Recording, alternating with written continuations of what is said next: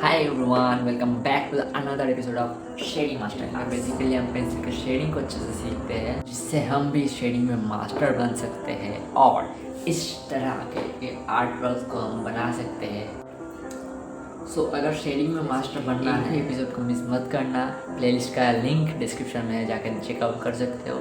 और इस वीडियो को लाइक करना अगर अच्छा लगे तो, शेडिंग वाला ट्यूटोरियल, और हमारे साथ और जुड़े रहना और भी नए नए टेक्निक्स को सीखने के लिए। उसके लिए सब्सक्राइब कर लेना। चलिए स्टार्ट करते हैं आज के लेसन को। So this is the outline जिसका मैंने बनाया था, और यहाँ पे मैं ग्राफाइट पेंसिल यूज़ करने वाला आउटलाइन का। आज हम इसको शेडिंग करना सीखेंगे, लेकिन उससे पहले वैल्यूज़ को इरेज करना ज़रूरी है, वरना प्रॉब्लम होगा। अब देखना मैजिक। अभी कुछ चीज़ों को दिमाग में रखना है कि मैंने पूरा इरेज नहीं किया है, ठीक है। कान वाले पार्ट थोड़ा छोटा लग रहा था, तो इसको मैंने साइज में इंक्रीज़ किया है, और फेस के वैल्यूज़ है उसको भी मैंने थोड़ा इरेज किया है। अब बेट का ये वाला पार्ट मैंने इरेज नहीं किया, क्योंकि ये वाला पार्ट मैंने पहले कर लिया था और ये कंप्लीटेड है। इसको मुझे बस सिर्फ डार्कनेस को दिखाना है, वैल्यूज़ को ऐड करना है ड्राइंग में। चलिए स्टार्ट करते हैं शेडिंग को आँखों से। शेडिंग को मैं यहाँ पे कर रहा हूँ क्रॉस हैचिंग टेक्निक की मदद से।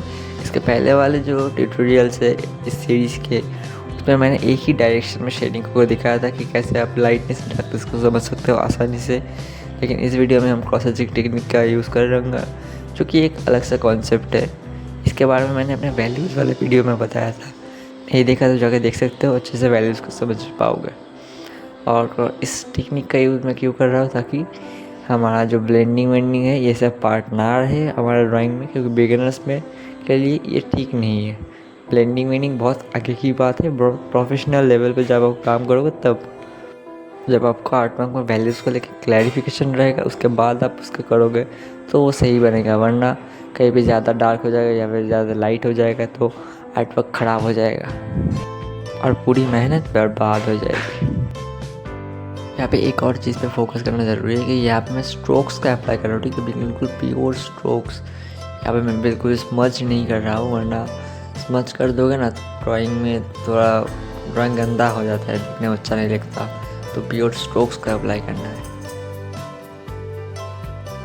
और हाँ, एक और बात जिसको आपको फोकस करना है, स्किन का जो टेक्सचर, ठीक है। तो उसके बारे में बताता हूँ, लेकिन उससे पहले मैं अपना थोड़ा बोर्ड को यहाँ पे प्लेस कर लेता हूँ, तो ये थोड़ा ज़्यादा इजी हो जाएगा मेरे लिए।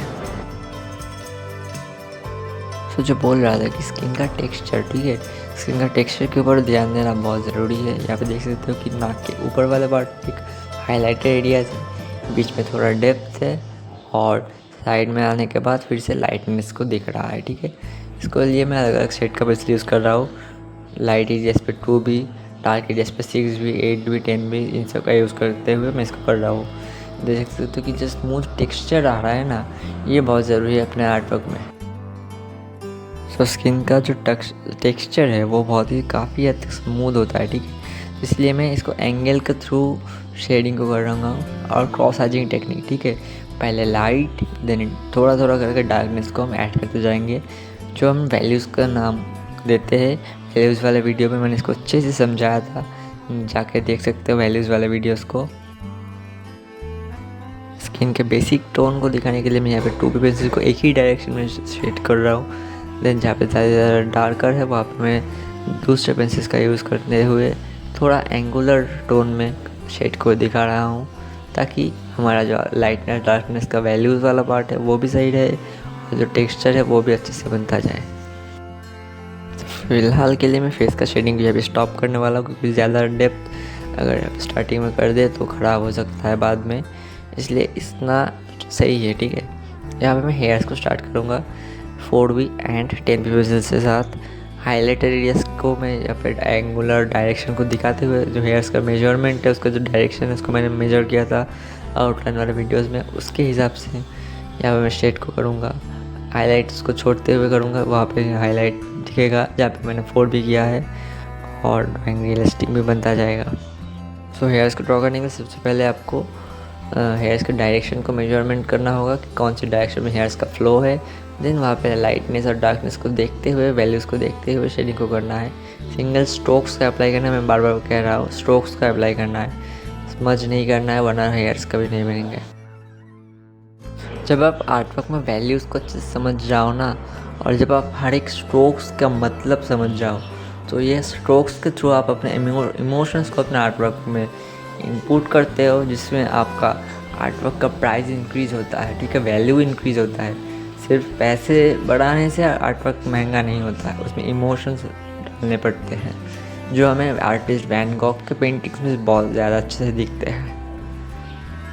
उनके ब्रश के हर एक स्ट्रोक पे एक इमोशन है, एक स्टोरी है, इसीलिए उनके पेंटिंग्स इतने महंगे बिकते हैं। सबसे ज़रूरी है आपकी अंडरस्टैंडिंग, जिसमें आप हर एक चीज़ को लेकर अच्छे से अंडरस्टैंड हो, तभी आप एक अच्छा आर्टवर्क बना पाओगे। अभी लग रहा है कि फेस में थोड़ा और डार्कनेस हो तो अच्छा लगेगा। इस पार्ट के बाद मैं बियर्ड पे काम करना स्टार्ट करूँगा, और बियर्ड में मैं थोड़ा सा एंगल को देखते हुए, बियर्ड के डायरेक्शन को देखते हुए थोड़ा सा डिटेल में काम करने की कोशिश करूँगा, तो ये ड्राइंग थोड़ा अच्छा रहेगा। और इसमें बहुत ज़्यादा टाइम लगता है, तो पेशेंस के साथ काम करना ज़रूरी है।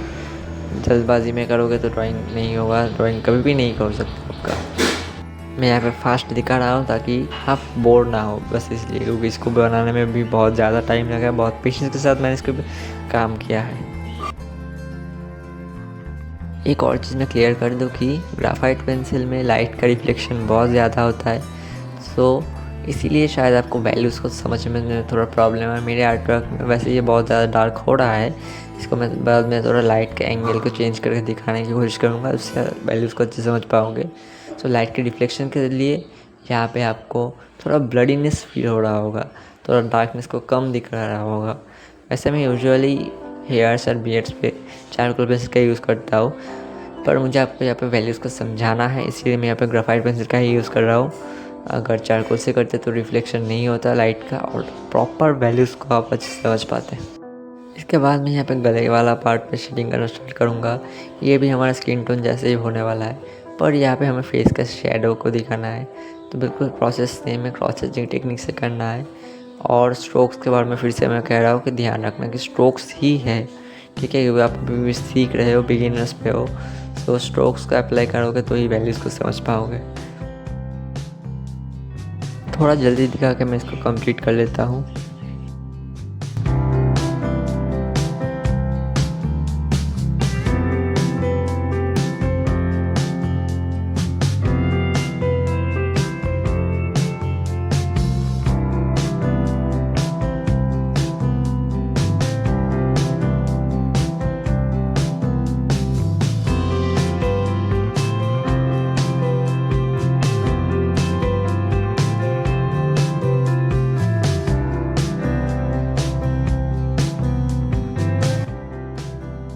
अभी आता है क्लोथ्स पे काम करते हैं, तो यहाँ पे मैं रेफरेंस फ़ोटो को देखते हुए शेडिंग को करूँगा। जैकेट में जो शेड मुझे दिखेगा, कहीं पे लाइट शेड है, कहीं पे डार्क शेड है, कहीं पे मीडियम शेड है, उसको मैं यहाँ पे दिखाऊंगा।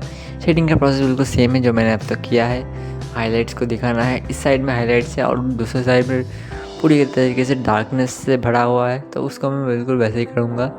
और शेडोज़ को भी मैं क्रिएट करने के लिए यहाँ पे 8 मिनट्स का यूज़ कर रहा हूँ। देखते जाओ मैं इसको कैसे करता हूँ।